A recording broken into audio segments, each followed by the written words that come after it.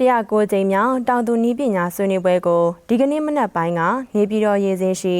စိုက်ပျိုးရေးသုတေသနဦးစီးဌာနစုဝေးဆောင်ခန်းမှာကျင်းပရာပညာရှင်များကတီးနှံအထွက်နှုံအားမထိခိုက်စေသည့်ဓာတ်မြေဩဇာလျှော့ချသုံးစွဲနိုင်မည်နည်းလမ်းများကောင်းစဉ်ဖြင့်ဆွေးနွေးကြပါတယ်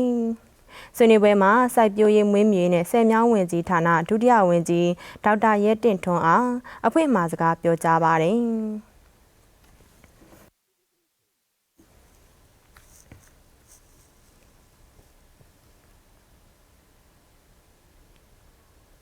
ဆက်လက်ပြီးစိုက်ပျိုးရေးသုတေသနဦးစီးဌာနညွှန်ကြားရေးမှူးဒေါက်တာနီနီတင်က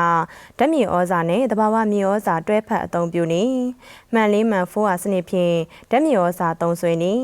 စပါးသီးနှံမှာအရွက်အယောင်တိုင်ကပ်အသုံးပြုပြီးယူရီးယားကျွေးနီယူရီးယားကိုအကြိမ်များစွာခွဲကျွေးခြင်းဖြင့်ဆုံးရှုံးမှုလျှော့ချနေယူရီးယားနဲ့ပိုရှုံရွက်ပြန်မြေဩဇာရည်အသုံးပြုနေသစ်စိမ်းမြေဩဇာနဲ့ဇီဝမြေဩဇာများအသုံးပြုနေတီးနှံအလဲကျစိုက်ပျိုးနေဆိုတခါ6တက်လေရေသွင်းစနစ်ကျင့်သုံးနည်းများကိုဆွေးနွေးတင်ပြပါတယ်အဆိုပါဆွေးနွေးချက်များအပေါ်တောင်သူများကစိတ်ပါဝင်စားစွာဝိုင်းဝန်းဆွေးနွေးကြရာဒုတိယဝန်ကြီးကပေါင်းဆက်ညှိနှိုင်းဆွေးနွေးပါတယ်အဆိုပါတောင်သူနည်းပညာဆွေးနွေးပွဲကိုစိုက်ပျိုးရေးပညာရှင်များစိုက်ပျိုးရေးသုတေသီများနေပြည်တော်ကောင်စီနယ်မြေ10မြို့နယ်မှတောင်သူ